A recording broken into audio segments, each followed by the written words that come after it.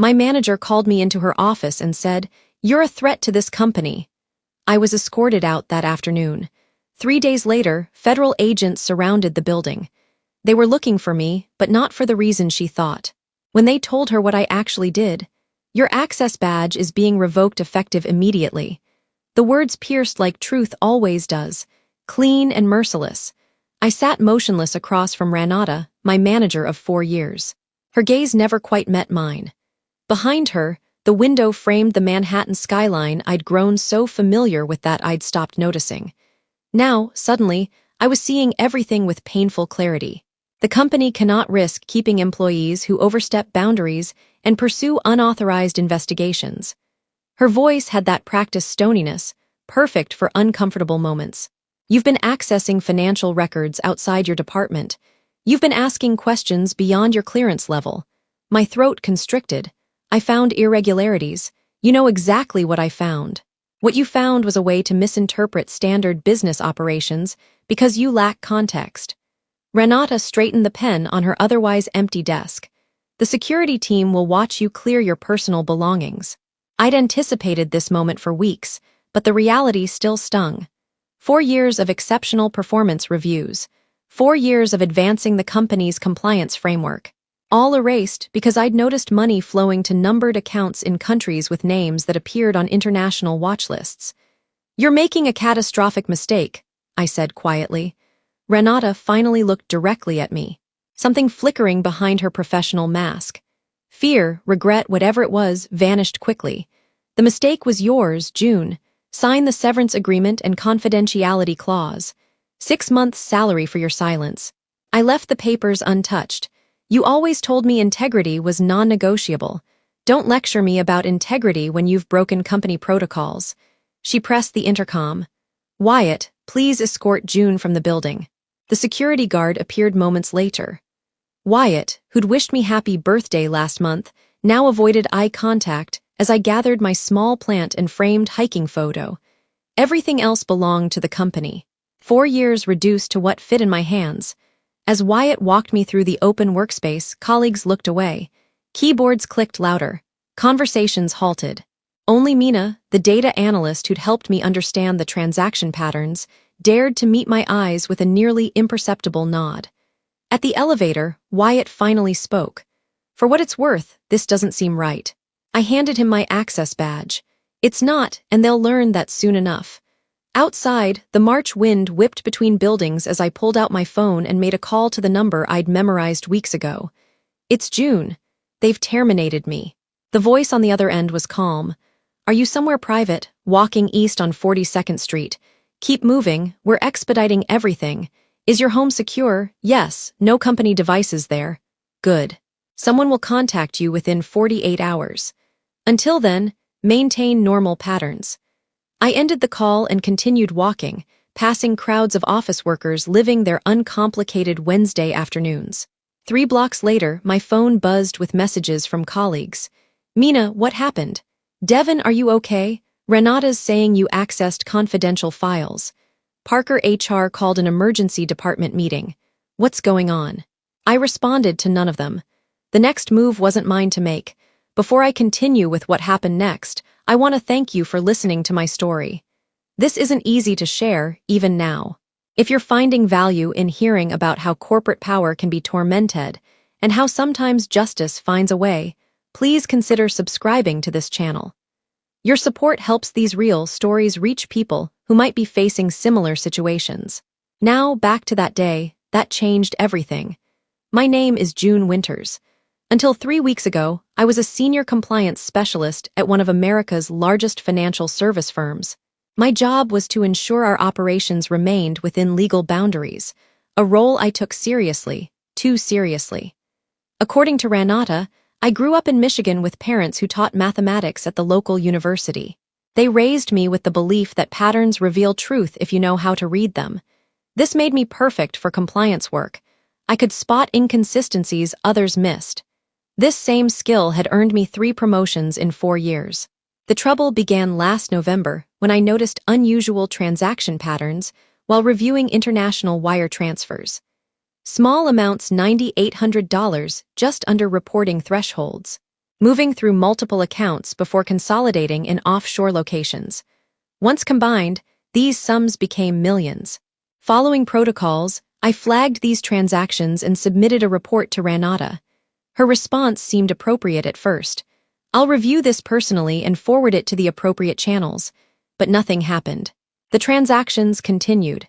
Each time I mentioned my concerns, her answers grew increasingly dismissive. It's being handled at the executive level. Those accounts have special clearance.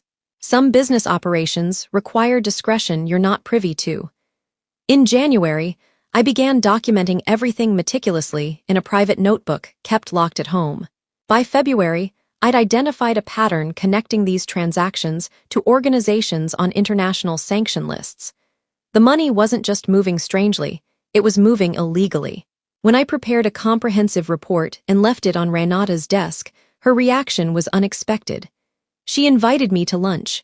At an upscale restaurant blocks from our office, Ranata ordered champagne.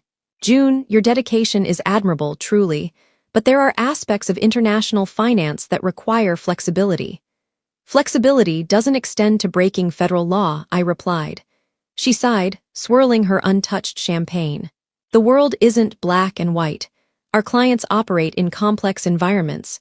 These aren't clients, they're shell entities routing money to sanctioned groups." Ranata's expression hardened. "I've recommended you for a position in our Singapore office. Significant promotion, substantial raise. You'd leave next month."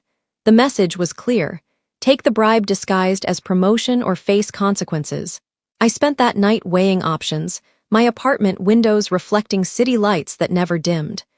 By morning, I'd made my decision. I contacted the Financial Crimes Enforcement Network and arranged to meet with Agent Tristan Reed. I brought copies of everything I documented. "What you've uncovered," Reed said after reviewing my evidence, "appears to be systematic sanctions evasion, possibly money laundering for designated terrorist financing channels. My company is knowingly facilitating this. That's what we need to determine. Some executives may be involved without broader knowledge. Would you be willing to help us gather additional evidence?" 3 months I spent living a double life. Compliance specialist by day, federal informant by night. I provided transaction details, meeting notes, names of executives with approval authority. The circle of knowledge within the company seemed deliberately small, contained to Ranatata and 2 senior executives. Yesterday morning, I received an encrypted message from Reed. "Evidence sufficient. Operation proceeding within 72 hours. Yesterday afternoon, I noticed Ranatata watching me from across the workspace. By evening, security logs would show her accessing my digital footprint, reviewing everything I'd viewed or downloaded in recent months. This morning, she called me into her office and fired me. I spent the evening in my apartment, windows darkened, thinking about the years I'd dedicated to a company that discarded integrity when it became inconvenient. At 9:00 p.m., my doorbell rang. Agent Reed stood in the hallway with a woman I hadn't met. "June, this is Special Agent Valerie Moss. We need to update you on timing." Inside my apartment, they outlined what would happen next. "The raid is scheduled for tomorrow afternoon," Moss explained. "Your termination accelerated our timeline. Will you need me there?" I asked. "Yes," Reed said. "Your presence is essential for what happens next." "What exactly is happening next?" I asked, uncertainty creeping into my voice. Reed and Moss exchanged glances before Reed answered. "Tomorrow," he said, "we're not just raiding your company. We're inviting you to witness as we dismantle one of the largest corporate criminal enterprises we've uncovered in a decade." And Ranata, she has no idea what's coming. What I didn't know then was that Ranata had already made her next move.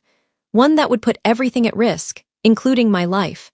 I slept fitfully that night. Dreams fracturing into images of Ranata's cold stare and security guards flanking office doors. When morning arrived, I moved mechanically through my apartment, preparing for what was coming. My phone remained silent. No more messages from colleagues. They'd already begun erasing me. At 11:00 a.m., Agent Reed called. "We're moving in at 2 p.m. Be at the North Corner coffee shop by 1:30. Has anything changed?" Surveillance indicates increased activity overnight. Several executives arrived before dawn and left with boxes.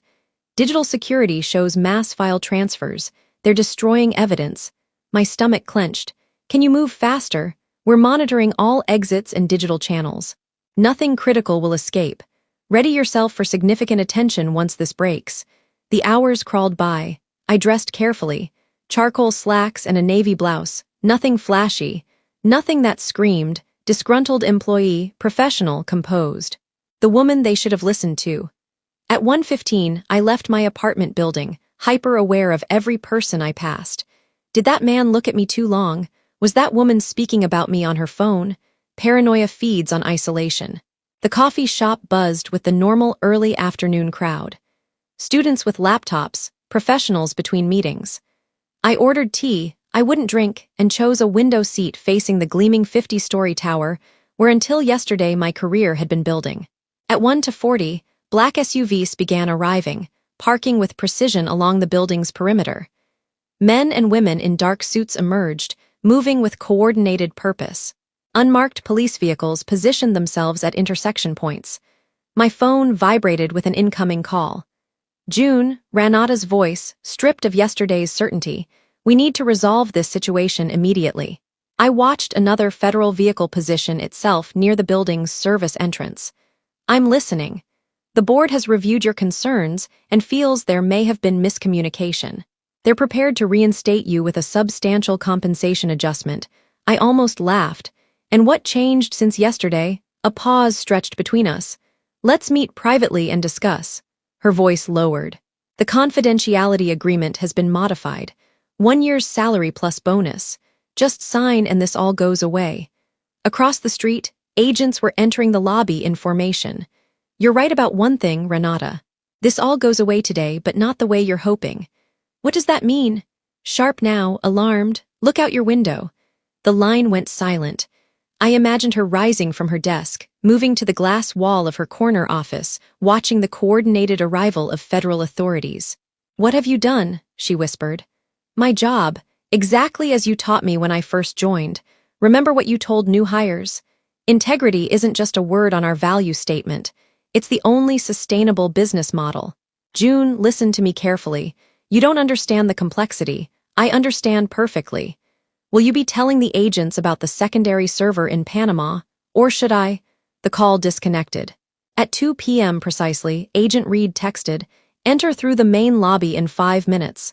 I crossed the street, awareness sharpened to painful clarity. Everything looked different. The building I'd entered thousands of times, now transformed into the scene of a federal raid. Employees huddled outside, confusion evident in their clustering and urgent phone calls. Inside, the normally bustling lobby had become command central. Agents directed people in and out of elevators. Others guarded access points. Employees sat in groups, some being interviewed, others waiting with expressions ranging from boredom to terror. Agent Moss spotted me and approached. June, follow me. She led me past security checkpoints toward the executive floor.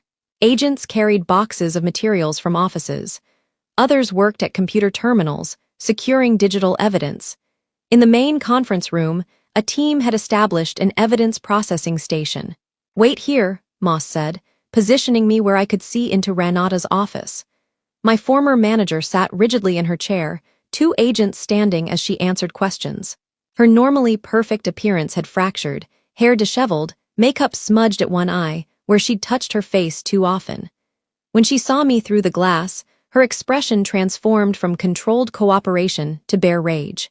Agent Reed emerged from another office. June, good timing. We've located 3 separate accounting systems. The discrepancies align perfectly with your reports. Have you found the offshore connections? Yes, and more. This goes beyond sanctions violations. We're seeing evidence of systematic bribery of foreign officials, market manipulation, and tax fraud. The scale is substantial. A commotion erupted near the elevator. A man in an expensive suit arrived flanked by 2 others in similar attire. That's Gilbert Nash, I whispered to Reed. General Counsel. Nash surveyed the scene with practiced calm before noticing me. Recognition flickered across his face, quickly replaced by lawyer's composure. He conferred briefly with his colleagues before approaching an agent who appeared to be supervising. Reed placed a hand briefly on my shoulder. This is the moment things get interesting. Nash doesn't know which documents we've accessed. He's about to start damage control without knowing the extent of the damage. For the next hour, I answered questions from various agents, identifying key personnel and explaining organizational structures. Occasionally, I caught glimpses of Renata being escorted between rooms, her posture increasingly defeated. At 3:15, Agent Moss approached with a tablet. We need clarification on these transaction patterns. The screen displayed familiar numbers, the same transactions I'd flagged months ago. These move through 7 separate entities before reaching their actual destinations. I explained each hop crosses a different regulatory jurisdiction, making it nearly impossible to track without seeing the complete pattern. And you identified this pattern, how it repeats. Every third Tuesday, similar amounts move in identical paths. Too precise to be coincidence. Moss nodded. We've compared this against intelligence on known financing channels for a group operating in restricted regions. The match is undeniable. A young agent approached. Agents Moss read. We've located communications between Nash and Renata from yesterday. You should see this immediately. They stepped away, conferring in hushed tones while reviewing something on a laptop. Reed's expression darkened. After several minutes, they returned to where I waited. June, we need to move you to a more secure location, Reed said. Urgency edging his voice. What's happening? The communications we've uncovered suggest your safety may be compromised. Renata contacted external parties yesterday after your termination, including individuals connected to the organizations benefiting from these transactions. Cold realization washed over me. She told them, I knew about the money. Worse, she provided your home address and suggested you possessed evidence that could create problems for all concerned parties. The implications settled like weight on my chest. She painted a target on me. It appears so.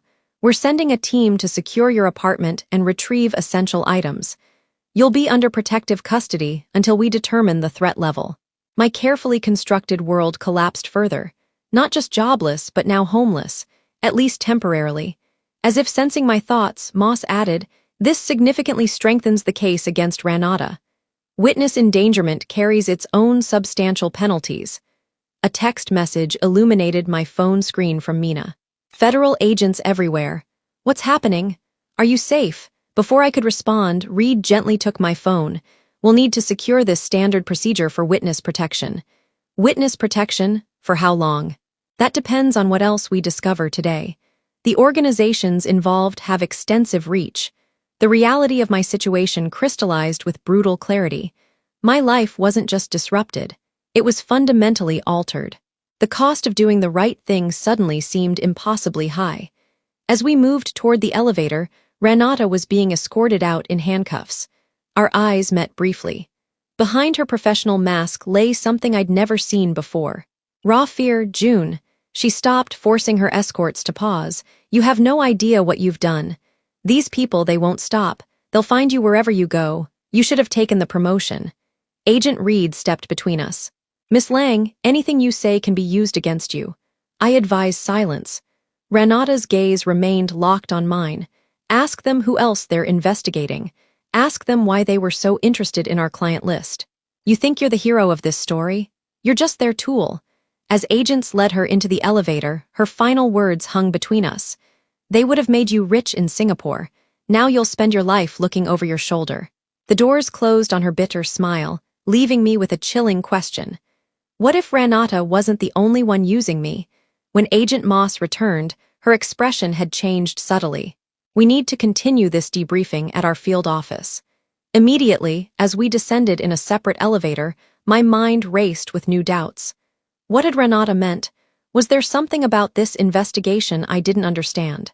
The elevator doors opened, revealing the lobby now crowded with more agents and bewildered employees. Agent Moss guided me toward a side exit where a black SUV waited. As we approached the vehicle, I noticed something odd. The driver wasn't wearing the same tactical gear as other agents. His posture seemed wrong, too alert, too focused on our approach. I slowed my steps. Agent Moss, who's driving that vehicle. She frowned, hand moving toward her weapon. That's not our transport. The man behind the wheel noticed our hesitation. Our eyes met through the windshield. His expression hardened as he reached inside his jacket. Agent Moss shoved me down behind a concrete planter as the first shot shattered the glass doors behind us. Glass exploded inward as bullets tore through the lobby doors. Screams erupted across the space as employees dove for cover. Agent Moss drew her weapon and called for backup while keeping me pinned behind the concrete planter. "Stay down," she commanded, her voice sharp with urgency. 3 more agents rushed forward, weapons drawn. The shooter fired twice more, before screeching away from the curb. 1 bullet struck uncomfortably close, sending concrete fragments flying. "Clear!" someone shouted after several tense seconds. Moss helped me to my feet, her grip firm. "Are you hurt?" I shook my head, adrenaline making my movements jerky and uncoordinated. "Who was that?" "Exactly who Renata warned you about." She guided me toward a different exit where Agent Reed waited beside an identical black SUV. This is why protective custody isn't optional. The ride to the federal building passed in blur. My thoughts raced between the morning's events, the shooter's cold eyes, and Renata's final warning. Something didn't align. Why would people connected to illicit financing risk such a public assassination attempt? It felt impulsive, amateur, contradicting everything I knew about the sophisticated operations I'd uncovered. At the federal building, they escorted me to a secure interview room. 2 agents stood guard outside while Reed and Moss debriefed me for hours. Every transaction I'd flagged, every conversation with Renata, every detail that might help them understand the network they'd begun dismantling. "What did Renata mean about me being your tool?" I asked during a brief pause. "She implied you had other motivations for investigating our company." Reed and Moss exchanged glances. "Your company's activities intersect with several ongoing investigations," Reed said carefully. "The financial channels you identified connect to broader networks we've monitored for years. So, I wasn't the first person to report them." Moss placed her pen down. "You were the first insider with concrete evidence and willingness to cooperate. Others suspected problems but lacked your access or courage." Something in her tone made me press further. "Others like who?" A long silence followed before Reed answered. "Like Talia Novik." The name struck me with physical force. Talia. The woman whose position I had filled 4 years ago. Her departure had been abrupt, explained away as a family emergency. "What happened to her?" I asked, though some part of me already knew. "Officially, she resigned for personal reasons," Reed said. "Unofficially, she approached us with concerns similar to yours. Before we could establish formal cooperation, she disappeared. Her car was found at Newark Airport. No boarding records matched her identity. The implications settled heavily." "You think they killed her?" "We think she discovered what you discovered," Moss corrected. "We never found evidence to prove what happened next." Cold reality crashed over me. I wasn't special. I was just the next person to notice the pattern, the next person to be removed. "If you knew this operation was dangerous enough to make people disappear, why didn't you warn me from the beginning?" The question emerged sharper than intended. "Because we needed you," Reed admitted. "After Talia vanished, nobody inside the company would talk to us. Your willingness to collaborate was our first break in years. The room felt suddenly airless. You used me as bait. We protected you," Moss countered. "From the moment you contacted us, you've been under surveillance. That's how we responded so quickly today. I considered this, but not quickly enough to prevent the shooter." Neither agent responded immediately. Finally, Reed said, "There are always variables we can't control. That's why we need to move you to a secure location until the operation concludes." How long? Weeks, possibly months. The magnitude of what I'd done, what I'd lost, swept over me. My home, my career, my safety, all sacrificed for people who had seen me as a useful asset rather than a person. "I need some air," I managed, throat tight. "I'll escort you," Moss said, rising. In the hallway, I leaned against the wall, breathing deeply. "What happens to Renata?" "She'll face multiple federal charges. Based on evidence recovered today, we expect significant prison time. And the others, the people who tried to kill me, we'll find them." The shooter's face was captured on multiple security cameras. He's connected to a known organization in Eastern Europe with ties to arms trafficking. Hard evidence of his involvement helps build our case. Moss handed me a paper cup of water. As I took it, a thought suddenly crystallized. "Is Talia alive?" The agent's expression shifted subtly. "Why do you ask?" "Because you haven't explicitly said she's dead. You've been careful with your language. Disappearing isn't the same as being killed. Moss studied me for a long moment. Follow me. She led me deeper into the building through security checkpoints requiring her biometric clearance. We stopped before a conference room where Reed waited with another agent I hadn't met before. June, this is Special Agent Director Amara Kata. Reed introduced. She oversees our Financial Crimes Division. Director Kita nodded briefly. Miss Winters, your cooperation has been invaluable. Agent Reed believes you've earned certain clarifications about our operation. I want to know about Talia. I stated firmly. Talia Novik is alive. Director Kia confirmed. She's been in our confidential witness program for 4 years. Relief mixed with confusion. Then why tell me she disappeared? Compartmentalization. Only those with necessary clearance knew the truth. She pushed a folder across the table. Until this morning, that didn't include you. I opened the folder to find surveillance photos. Me entering and leaving my apartment building. Meeting Agent Reed at a cafe 3 months ago. Me having lunch with Rana Tata the day she offered the Singapore position. I don't understand. For 4 years, we've investigated a network of financial institutions facilitating weapons transfers to sanctioned regions. Director Kato explained, your company represents one node in this network. Talia identified it but couldn't secure sufficient evidence before her cover was compromised. So you placed me in her position. Anger flared as implications became clear. You engineered my hire? No, Reed interrupted. You were legitimately hired. But when our surveillance noted your growing concerns about the same transactions Talia had flagged, we recognized an opportunity. Director Kita leaned forward. Miss Winters, today's operation wasn't just about your company. Similar raids are currently underway at 7 financial institutions across 4 countries. The evidence you provided completed connections we'd been building for years. The scope staggered me. What happens now? Now we move to the next phase, she replied. And you have a choice to make. Agent Moss placed another folder before me. These are your options for witness protection, new identity, relocation, financial support during transition. I stared at the unopened folder. And if I refuse, not recommended, Reed said quietly. The organizations involved won't stop hunting you. There is another option, Director Kata stated, drawing surprised looks from Reed and Moss. One that might better utilize your skills. I'm listening. Join our financial intelligence unit. Your expertise in identifying these transaction patterns is exceptional. You've proven your integrity under extreme pressure. We need people like you. The offer was unexpected. You want me to work for you after you used me as bait. After we partnered with you to dismantle a criminal network, she corrected. Yes, before I could respond, Reed's phone buzzed.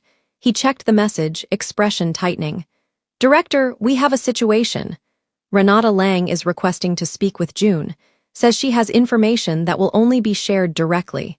Absolutely not, Moss interjected. It's a manipulation tactic. Director Kita considered this. What do you think, Miss Winters? You know her better than any of us. I thought about Ranata's final words in the elevator. The odd specificity of her warning. I'll talk to her, but I have conditions. 20 minutes later, I sat across from Ranata in an interview room. Her handcuffs were secured to the table. The confident executive was gone, replaced by someone diminished, but still calculating. I didn't expect them to grant my request, she said, studying me. You must be more valuable than I realized. What do you want, Renata? To give you perspective. You think you've brought down criminals today, but you've merely helped one powerful group eliminate competition from another. I maintained a neutral expression. Is that why someone tried to kill me? Competition? Something flickered in her eyes. That wasn't authorized. Anton acts impulsively when threatened. His impulsivity will add attempted murder to your conspiracy charges. Renata leaned forward. Listen carefully, June. The FBI hasn't told you everything. 5 years ago, they approached our executive team about using our networks to track certain financial groups. We cooperated initially. Then we discovered they were protecting some operations while targeting others based on political considerations, not legal ones. You're claiming the federal government asked you to launder money. I'm saying international finance and intelligence operations exist in gray areas you can't imagine. When we stopped cooperating fully, we became targets. She sat back. Ask your new friends who profits from the assets seized today. Ask them where those funds actually go. I studied her, searching for manipulation tactics I'd witnessed throughout our professional relationship. Why tell me this? Because you deserve to know what you're part of. A bitter smile crossed her face. Also, self-interest. I'm proposing a trade. Information for leniency. What information? Names, dates, account numbers for operations your agents don't know about. Enough to expand their investigation significantly. If they're actually interested in stopping all illegal activity, not just competing channels. I stood. I'll relay your offer. One more thing, she called as I reached the door. Singapore wasn't just a bribe, it was protection. I was trying to save you from becoming Talia. I froze. You knew about Talia? Renata's expression showed genuine surprise. Of course I knew. Who do you think warned her before they came for her? I returned to Director Kata with thoughts churning. The complexity deepened with every revelation. When I reported Renata's claims and offer, Kata's response was measured. Standard manipulation, conspiracy theories to sow doubt about our operation. But some of what she said was accurate. I pointed out she knew about Talia when supposedly no one did because Renata was likely involved in the threat that forced us to extract Talia. Reed said she's twisting facts to create conspiracy where there is none. I considered this, then you won't pursue her information offer. We'll evaluate any concrete intelligence she provides. Director Kita said carefully, but her claims about government misconduct are desperate attempts to create bargaining leverage. By evening, I was exhausted beyond measure. They relocated me to a secure apartment within the federal building complex. As Agent Moss conducted a final security check, she paused at the door.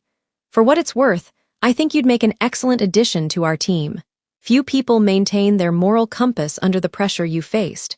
After she left, I sat alone in the sterile apartment, mind racing. Everything had changed in 24 hours. My understanding of my career, my company, even the nature of the investigation I'd participated in, all transformed. If Renata was manipulating me, her tactics were sophisticated. If she was telling the truth, even partially, the implications were staggering. I opened my temporary laptop and began making notes. Questions, inconsistencies, things that didn't align. If I had learned anything from this ordeal, it was to trust patterns more than people. 3 days passed in secured isolation. Agents debriefed me repeatedly. News reports detailed the massive financial crimes investigation spanning multiple companies and countries. Renata and several executives faced arraignment.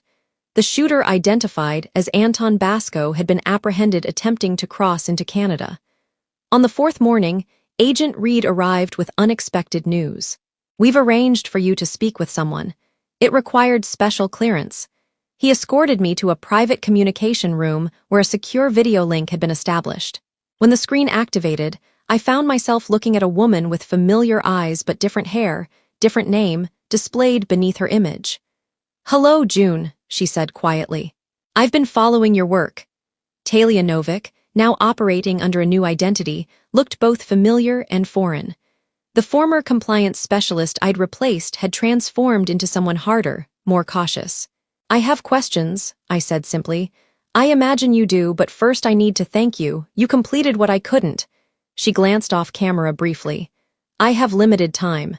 "What do you most need to know?" Renata claims she tried to warn you. "Is that true?" Talia's expression tightened partially. "She warned me after ensuring I was compromised. Classic manipulation. Create the danger, then offer protection. Why did you suspect the transactions in the first place? For the same reason you did. Patterns that defied legitimate explanation." She leaned closer to the camera. "June, listen carefully. You're at a crossroads I faced 4 years ago. Director Kia offered you a position, didn't she?" I nodded. "Take it," Talia said firmly, "but not for the reasons they want you to." Meaning Renata was partly right. There are competing interests within these investigations. Working from inside lets you distinguish between genuine justice and political convenience. Her voice lowered. "I've spent 4 years building a network of former financial insiders like us. People who understand the systems being tormented. Understanding dawned slowly.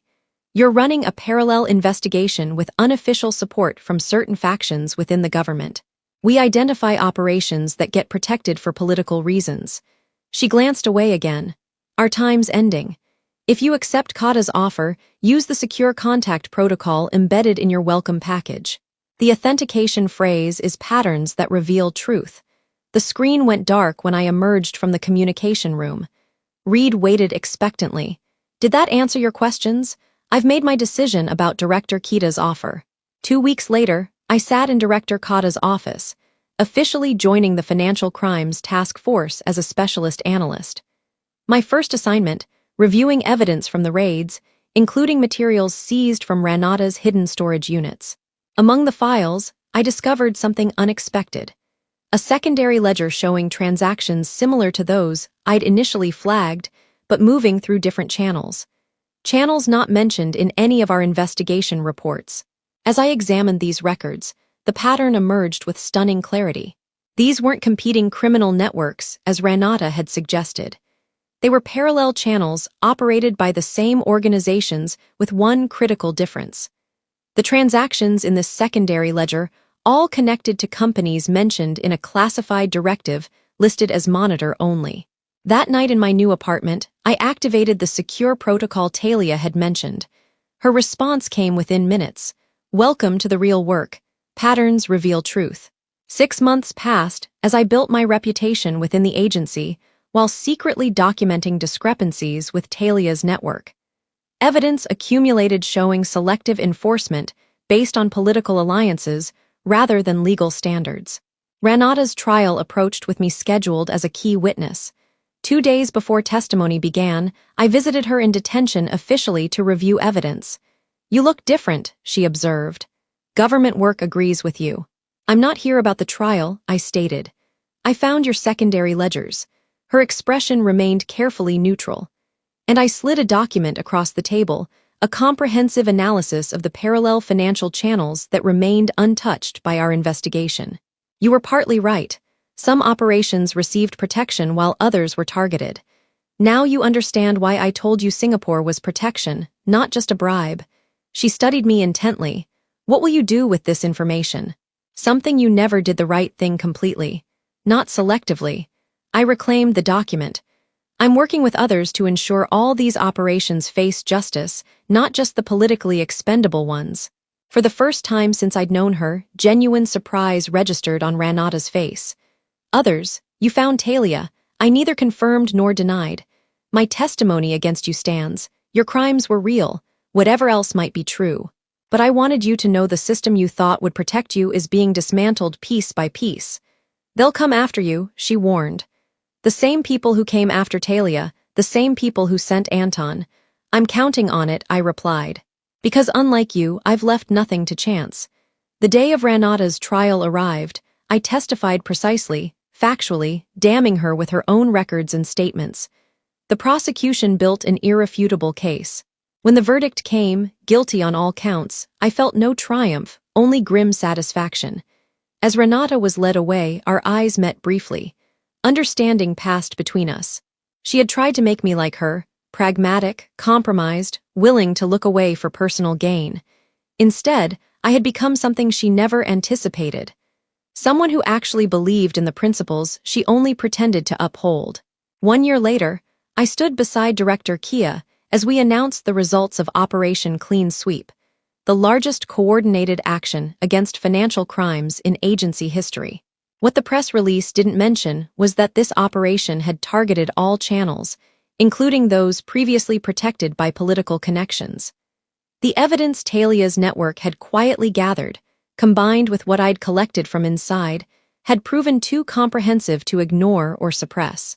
After the press conference, Director Kita regarded me thoughtfully. You've exceeded expectations, June. Your promotion comes through next month. Thank you, I replied, maintaining the professional relationship we developed. She hesitated before adding. Some people wonder if you're too idealistic for this work, too unwilling to recognize necessary compromises. I met her gaze steadily. I believe patterns reveal truth, Director. All patterns, not just convenient ones. Something in her expression suggested she understood more than she acknowledged. Be careful that idealism doesn't blind you to reality. Reality is precisely what I'm focused on, I assured her. That evening, I received a message from Talia. Phase 2 begins tomorrow. Are you ready? I typed my response, always ready for the next pattern. This wasn't the ending I'd imagined when I first noticed those suspicious transactions years ago. It wasn't revenge in any traditional sense. It was something more powerful. Systematic accountability that couldn't be stopped by removing just one person. Renata had called me dangerous. She wasn't wrong, but the danger wasn't what she thought.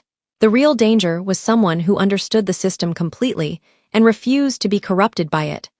Someone who recognized that true justice requires both courage and patience. The federal agents who walked into our building that day weren't just there to arrest criminals. They became part of something larger. A reckoning that would eventually reach every corner of a system built on selective enforcement and political convenience. Sometimes the most powerful revenge isn't destroying your enemies, but transforming the world that made them powerful in the first place. If you're going through something similar in your workplace, seeing patterns that others ignore or actively conceal, remember that speaking truth always carries risk, but silence guarantees nothing will change. Your voice matters, your integrity matters, and sometimes being labeled dangerous means you're doing exactly what needs to be done.